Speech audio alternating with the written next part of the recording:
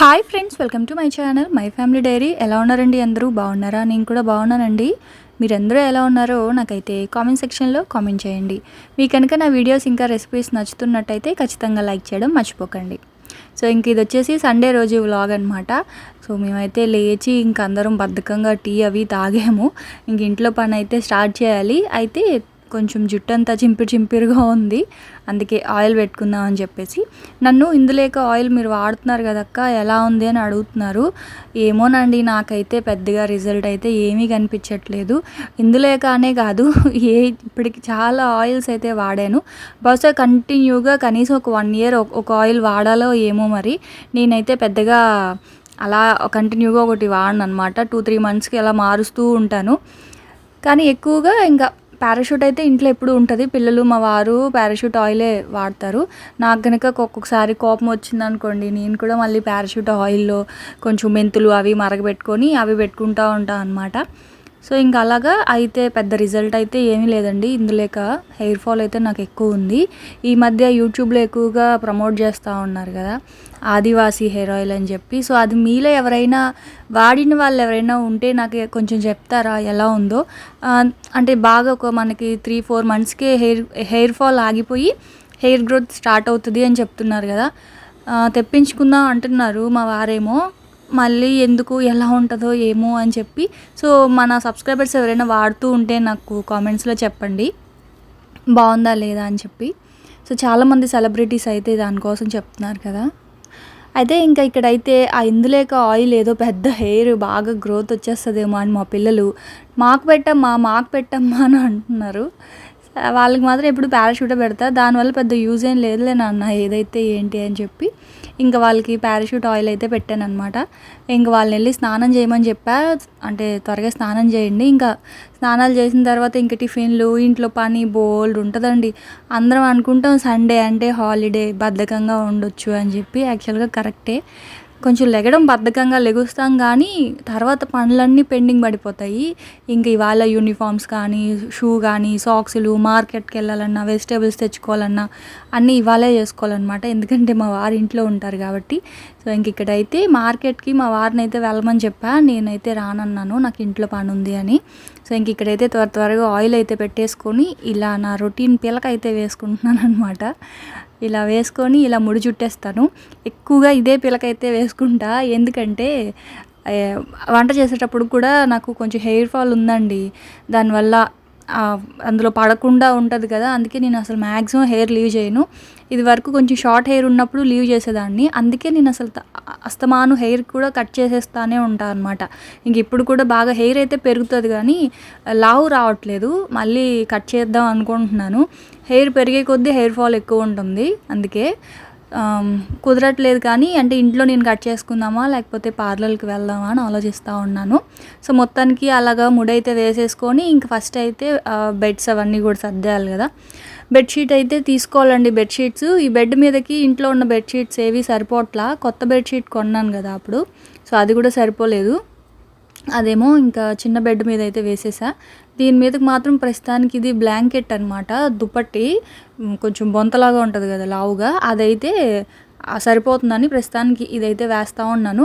యాక్చువల్గా ఇది బెడ్షీట్ అయితే కాదు, ఇలాంటి బెడ్షీట్ ఇంకోటి ఉంటుంది, అది కూడా సరిపోవట్లేదని ఇంక ఇది వేసేసా అనమాట.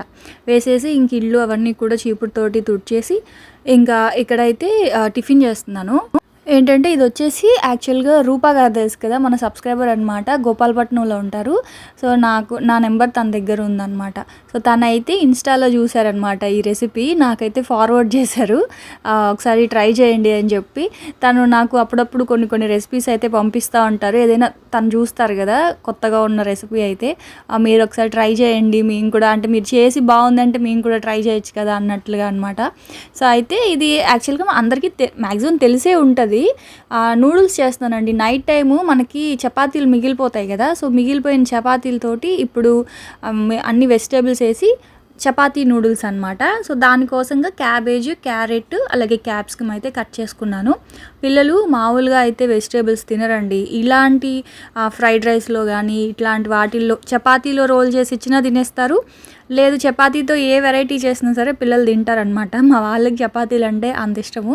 సో ఇవి వచ్చేసి నైట్ పూరీ చేశాను, అందుకే చిన్న చిన్నవిగా ఉన్నాయి. అంటే ఆ పూరీ ప్రెస్ చేశాను కదా పూరీ కోసం అని చెప్పి, అందుకే కొంచెం చిన్నవి ఉన్నాయి. సో వాటిని చపాతీలాగా కాల్చేసాను అనమాట. అంటే అవి పూరీ కాదు, నేను ఆల్రెడీ నైటే ప్రెస్ చేసి ఫ్రిడ్జ్లో పెట్టేసుకున్నాను కొన్ని మిగిలినవి. సో వాటిని ఇప్పుడు చపాతీలాగా కాల్చి అట్లా నూడిల్స్ లాగా కట్ చేసుకున్నాను అనమాట. సో ఇంక ఇక్కడైతే కొంచెం పెద్ద కడాయి తీసుకొని అందులో ఫస్ట్ అయితే ఇదిగోండి వెల్లుల్లిపాయి. సో ఫ్రైడ్ రైస్కైనా సరే నూడిల్స్కైనా సరే మంచి ఫ్లేవర్ వచ్చేది వెల్లుల్లిపాయ అనమాట.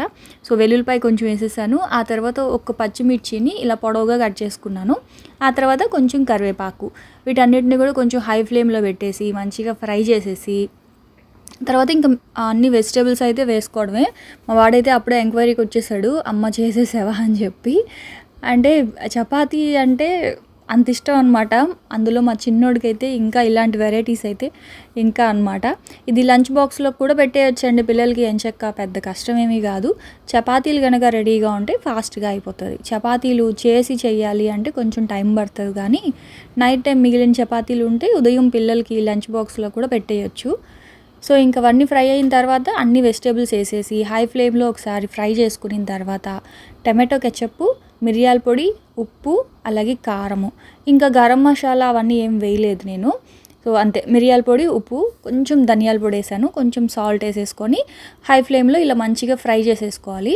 వెజిటేబుల్స్ కొంచెం సాఫ్ట్ అయిన తర్వాత కొంచెం వాటర్ అయితే వేయాలి. వాటర్ ఎందుకంటే చపాతీలు వేస్తాం కదా, సో వాటర్ వేయకపోతే డ్రైగా ఉంటుంది అనమాట. సో చపాతీలకి అవన్నీ పట్టుకోవు, అందుకని కొంచెం వాటర్ వేసిన తర్వాత ఒకసారి బాగా కలుపుకొని ఇదిగోండి ఇలా చపాతీలు కట్ చేసి పెట్టుకున్నాం కదా నూడిల్స్ లాగా, సో ఇవన్నీ ఇందులో వేసేసుకొని హై ఫ్లేమ్లో ఒకసారి టాస్ చేసేసుకుంటే మనకి చపాతీ నూడిల్స్ రెడీ అయిపోతుంది అనమాట. ఇది పిల్లలకి లంచ్ బాక్స్లో కావచ్చు, ఈవినింగ్ స్నాక్లా కావచ్చు, ఇలా మార్నింగ్ బ్రేక్ఫాస్ట్లో కూడా పెట్టచ్చు మన దగ్గర మిగిలితే చపాతీలు మాత్రం. సో ఖచ్చితంగా ఒకసారి ట్రై చేయండి. ట్రై చేసిన తర్వాత ఎలా వచ్చిందో చెప్పండి. నాకైతే మాత్రం చాలా బాగా నచ్చింది, పిల్లలకు కూడా చాలా బాగా నచ్చింది. సో ఫస్ట్ అయితే ఇంక ఇలా మొత్తం అంతా ఇలా కలిపేసుకుంటా ఉన్నా. కలిపేసి ఇంక పక్కన నుంచి మా పిల్లలు అయితే వెయిట్ చేస్తున్నారు, అమ్మ త్వరగా పెట్టమ్మా అని చెప్పేసి. సో ఇలాంటివి ఏమైనా కొంచెం స్పెషల్ రెసిపీస్ చేసినప్పుడు మా పిల్లలు కూడా కొంచెం ఎగ్జైట్ అవుతారు. మా వారైతే ఇంకా ఇలాంటివి మా వారైతే పెద్దగా తినరండి. సో తనకి ఏంటంటే మళ్ళీ ఇంక ఇడ్లీ అయితే పెట్టాను. సో ఇడ్లీ పెట్టి దానికి పెట్టేసి ఇంకా నేను పిల్లలు మాత్రం ఇది తిన్నాం అనమాట. సో ఫస్ట్ ఇంకా సాస్ కొంచెం వేసాను, మా చిన్నోడికి అర్థమైపోద్దేమో అని, ఎందుకంటే వాడు సాస్ ఎక్కువ తినడు. సో వీడు మళ్ళీ పైన సాస్ ఎక్కువ వేసుకొని తింటున్నాడు. ఒక్కడేమో సాస్ ఎక్కువ వేసుకొని తింటాడు, ఇంకొకడేమో అసలు సాసే తినడు. వాడికేమో అసలు నేను సాస్ వేయలేదని అవద్దని చెప్పాను. విష్ణు ఇదిగోని బ్రేక్ఫాస్ట్. ఏంట్రా తగ్గిసేస్తున్నావు పొద్దున్నే? అదేంటి నీలాగే ఉన్నాడు ఇడచ్చు. ఏది 3 వేసావా? ఇది ఫస్ట్ది, సెకండ్ది అలా ఆర్ట్ బై విష్ణు. నేను ఇక్కడ చూపి కొంచెం డార్క్గా అయినా, కొంచెం డార్క్గా వేస్తే ఇంకా పచ్చులు పడిపోతున్నాయి, అందుకే అవునా ఇంకా వేస్తున్నాను. ఇది మాత్రం అచ్చు నీలాగే ఉందిరా. సరే తిను ఎలా ఉంది చెప్పు.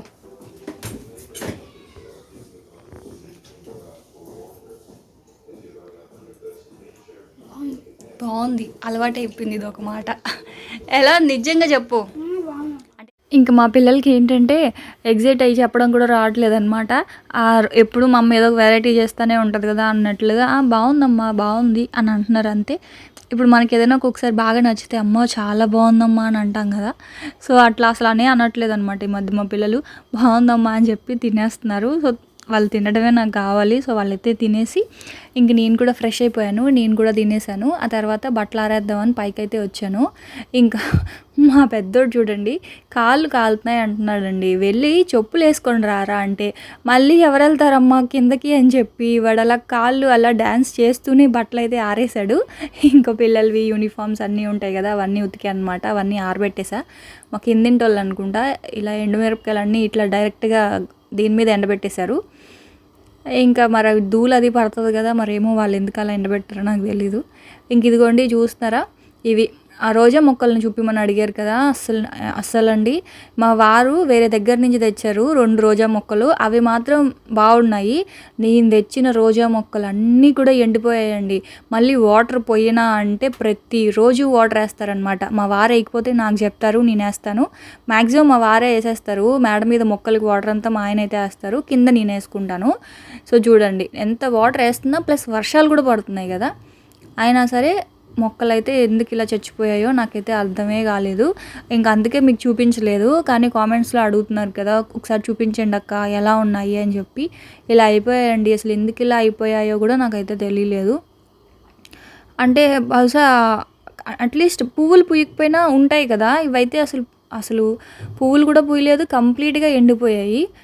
మిగతా చెట్లన్నీ అంత జాగ్రత్తగా పెంచుతాను కానీ మరి రోజా మొక్కలకి ఏమయ్యాయో. నా దగ్గర ఇదివరకు రోజా మొక్కలకైతే ఒక్కొక్క మొక్కకి 50 పువ్వులు కూడా వచ్చేవి. అవి పాతవి ఇప్పటికీ ఉన్నాయిలేండి, అవి ఇటు సైడ్ పెట్టాను. సో మరి ఇంకా అలాగే ఒకసారి మీరు చూపిమన్నారు కదా అని ఇంకా చూపించా, ఎలాగో పైకి వెళ్ళాను కదా అని. ఇంకా ఆ తర్వాత మా వారైతే చికెన్ తీసుకొచ్చారు. సో ఇవాళ ఏంటంటే ఫ్రై పీస్ బిర్యానీ అయితే చేస్తూ ఉన్నాను.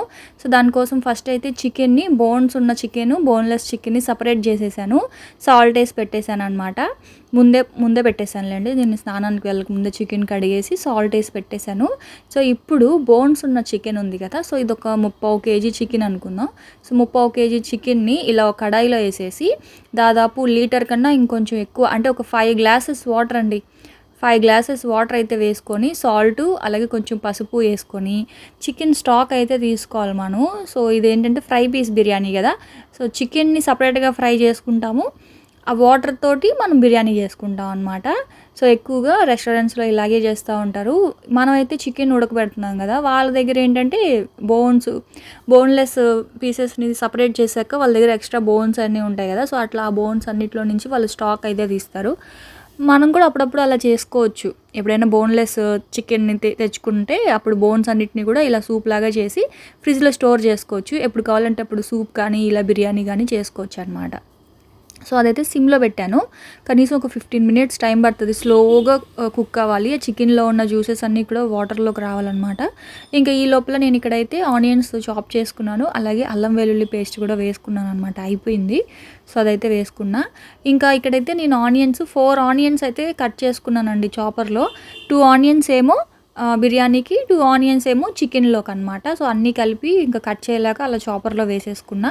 ఇంకా అలాగే ఒక 5-6 పచ్చిమిర్చి, కొత్తిమీర, పుదీనా, టమాటో వేయట్లేదు, మీరు కావాలి అంటే టమాటో కూడా వేసుకోవచ్చు. సో ఇదిగోండి, ఇంకా చికెన్ అయితే మంచిగా ఉడికిపోయింది.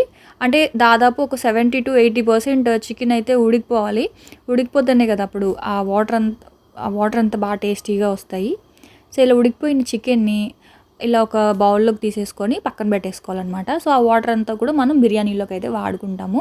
అయితే కొలత పెట్టుకొని తీసుకోండి, మీరు ఎంత రైస్ అయితే తీసుకుంటారో అంత వాటర్ అయితే వేసుకోవాలి. అంటే ఒక గ్లాస్ రైస్కి 1.5 cup వాటర్ అయితే సరిపోతుంది. సో ఇంక ఇక్కడైతే పెద్ద కడాయి పెట్టేసుకొని ఒక 2 గరిటెలు ఆయిల్ వేసుకున్నాను. ఆయిల్ వేడెక్కిన తర్వాత ఇంకా గరం మసాలా దినుసులన్నీ వేసుకొని పచ్చిమిర్చి వేసుకున్నాను. పచ్చిమిర్చి కూడా ఫ్రై అయిన తర్వాత 2 ఆనియన్స్ అయితే బిర్యానీలో వేసుకున్నానండి. ఇంకొక 2 ఆనియన్స్ మాత్రం ఫ్రై కోసం పక్కన పెట్టేసుకున్నాను. సో ఇంక ఇక్కడైతే ఉల్లిపాయలు కొంచెం బాగా మగ్గిన తర్వాత, మనకి మరీ గోల్డెన్ బ్రౌన్ కలర్లో రావాల్సిన అవసరం లేదు, ఇదేం దమ్ బిర్యానీ కాదు కాబట్టి పులావ్ లాగా అనమాట. సో ఇంకా ఆనియన్స్ అయితే కొంచెం బాగా మగ్గిపోవాలి. ఆ తర్వాత 1 స్పూన్ చాలు అల్లం వెల్లుల్లి పేస్ట్ వేసుకొని కొంచెం బాగా ఫ్రై చేసేసుకొని కొత్తిమీర, పుదీనా కూడా వేసేసుకున్నా.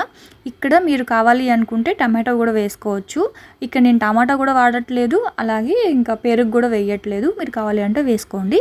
సో అది వేస్తే మనకి కొంచెం కలర్ చేంజ్ అవుద్ది. సో ఇవాళ నేను ఏంటంటే కొంచెం వైట్ కలర్లో ఉంటుంది కదా మనకి పులావు, అలా చేస్తున్నాను అనమాట. సో ఇంకా అవన్నీ కూడా కొంచెం మసాలాలు బాగా కొంచెం వేగిన తర్వాత మనం ఇందాక చికెన్ ఉడకబెట్టుకున్న వాటర్ ఉన్నాయి కదా, సో ఆ చికెన్ స్టాక్ని ఒకసారి ఇలాగా కొలత పెట్టి వేసేసుకోవాలి. ఇక్కడైతే నేను కరెక్ట్గా ఆ గ్లాస్తో, ఇప్పుడు ఏ గ్లాస్ కొలత తీసుకుంటున్నానో ఆ గ్లాస్తో 2 glasses రైస్ తీసుకొని కడిగి నానబెట్టేసుకున్నాను. ఇప్పుడు అదే గ్లాస్ తోటి నేను ఒక 3 glasses వాటర్ అయితే వేసుకుంటున్నాను. ఎందుకంటే ఇప్పుడు నేను వాడే బాస్మతి రైసు పాత బియ్యం అనమాట. కొత్త బియ్యం అనుకోండి, 1 గ్లాస్ బియ్యానికి 1.25 సరిపోతాయి. నా దగ్గర ఉన్నవి కొంచెం పాత బియ్యం అనమాట. అంటే అవి కొంచెం ఎక్కువ వాటర్ పడతాయి, అంటే నల్లగా ఉంటాయి. పాత బియ్యం అయితే కొంచెం నల్లగా అంటే కొంచెం బ్రౌన్ కలర్లో ఉంటాయి అన్నమాట. సో దానికి ఒక గ్లాస్కి 1.5 గ్లాస్ వాటర్ అయితే వేసుకున్నాను. సో రుచికి సరిపడా సాల్ట్ ఒకసారి చెక్ చేసుకోండి. అదైతే కొంచెం నీళ్ళు ఎసరు మరగాలి. ఇంక ఈ లోపల సపరేట్గా ఇంకో కడాయిలో ఇలాగ ఆయిల్ అయితే వేసేసుకొని ఇంక ఉల్లిపాయలు అయితే ఫ్రై చేసుకోవాలి. అంటే ఒకవైపు ఇది ఉల్లిపాయలు వేసేస్తే ఉల్లిపాయలు వేగడానికి కొంచెం టైం పడుతుంది కదా. సో ఇంక ఈ లోపల రైస్ అయితే అందులో వేసుకోవచ్చు అనమాట.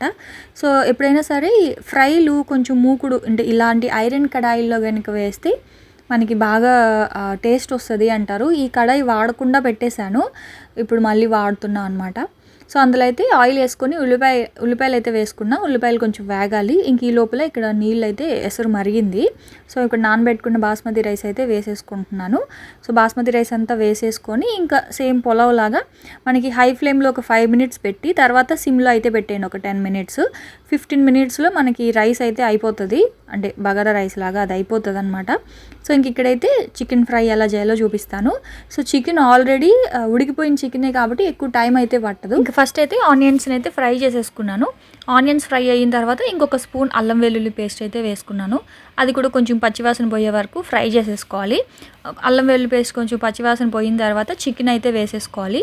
చికెన్ వేసేసుకొని, అంటే చికెన్లో సాల్ట్ అనేది ఆ వాటర్లోకి వెళ్ళిపోయి ఉంటుందండి. చికెన్లో అంత ఎక్కువ సాల్ట్ అయితే ఉండదు కాబట్టి మళ్ళీ ఒకసారి చూసుకొని వేసుకోవాలన్నమాట. సో నాకైతే సాల్ట్ తగ్గింది, అందుకే కొంచెం సాల్ట్ పసుపు మళ్ళీ వేసా. పసుపు ఎందుకంటే మనకు ఒక మంచి కలర్ వస్తుంది అనమాట. మనం కారం ఒక్కటే వేస్తే మనకు అంత కలర్ రాదు. ఖచ్చితంగా పసుపు కూడా కొంచెం సమానంగా వేస్తేనే మంచి కలర్ వస్తుంది. ఆ తర్వాత ఒక స్పూన్ కారము, ఒక స్పూన్ ధనియాల పొడి, గరం మసాలా, జీలకర్ర పొడి అన్నీ వేసేసుకున్నాను. వేసేసుకున్న తర్వాత కరివేపాకు కూడా వేసుకొని ఇదిగోండి చికెన్ మొత్తం ఇలా మంచిగా మిక్స్ చేసేసుకోవాలన్నమాట. ఇలాగా అయితే మిరియాల పొడి మాత్రం లాస్ట్లో అయితే వేసుకుంటా. అయితే చికెన్ స్టాక్ ఇందాక కొంచెం మిగిలింది, సో అదైతే ఇప్పుడు ఇందులో వేసేస్తున్నాను. వాటర్ మామూలు వాటర్ అయినా వేసుకోవచ్చు, నాకు చికెన్ స్టాక్ మిగిలింది కాబట్టి వేస్తున్నాను. అయితే ఏంటంటే మనకి వాటర్ కనుక వేయలేదనుకోండి, మనకి బాగా డ్రై రోస్ట్ లాగా కావాలి అనుకున్నా సరే కొంచెం వాటర్ అయినా వేయాలి. వాటర్ వేయకపోతే ఏమవుతాయంటే మనకి ఆ మసాలాలన్నీ కూడా మాడిపోతుంది అనమాట.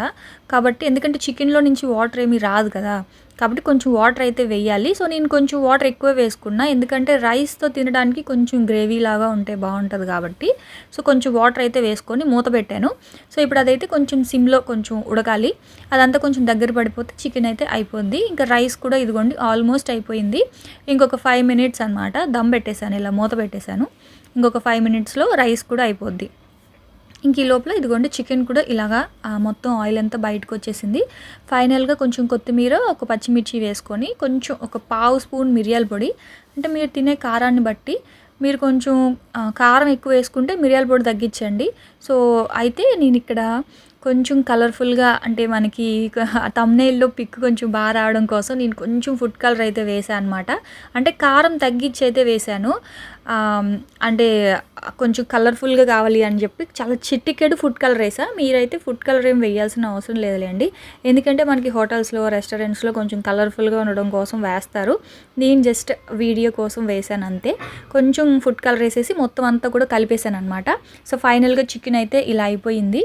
ఇప్పుడు ఒక బౌల్లోకి చికెన్ తీసుకొని పైన ఉడికించుకున్న ఈ బగారా రైస్ అంటాము, పులావ్ అంటాం, ఏదైనా సరే ఇలా పెట్టేసుకొని సర్వ్ చేసేసుకోవడమే.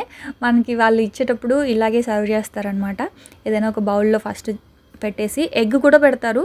నేను ఇవాళ ఎగ్స్ ఉడకబెట్టడం మర్చిపోయాను, తెచ్చారు కానీ తినేటప్పుడు గుర్తొచ్చిందనమాట.